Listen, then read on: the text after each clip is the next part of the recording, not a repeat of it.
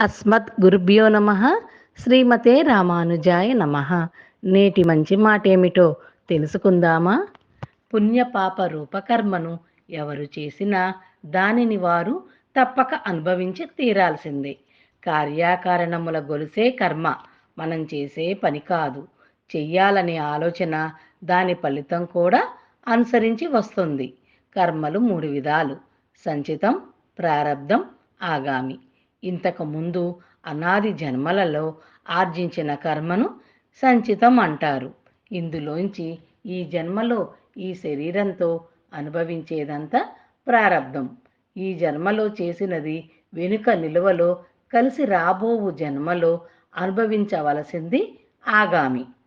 మామిడి పళ్ళ కాపు నుండి పండిన మామిడి పండ్లను తీసి ఇచ్చినట్లుగా భగవంతుడు ప్రతి జీవికి వాని కర్మానుగుణంగా పరిపక్వమైన కర్మలను తీసి 7 జన్మలకు కేటాయిస్తాడు.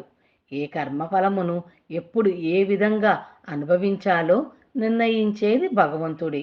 గత జన్మలలో చేసిన పుణ్యకర్మల ఫలములు ఈ జన్మలో అనుభవంలోకి వస్తున్నాయి కాబట్టే ఈ జన్మలో సుఖంగా అనుభవిస్తున్నాడు.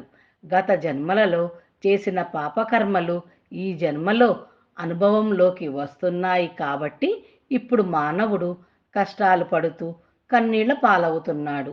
అందుచేత చేసే ప్రతి మంచి పని ఆ భగవంతుడే చేయిస్తున్నాడని, ఆ పని ఫలితం ఏదైనా అతనికే చెందుతుందని, బాధ్యత అంతా అతడిదేనని, తాను భగవంతుడి చేతిలో ఒక పనిముట్టు మాత్రమే అని దృఢంగా విశ్వసించి భాగవత ఆచార్య కైంకర్య రూపంగా అన్ని పనులు చెయ్యాలి.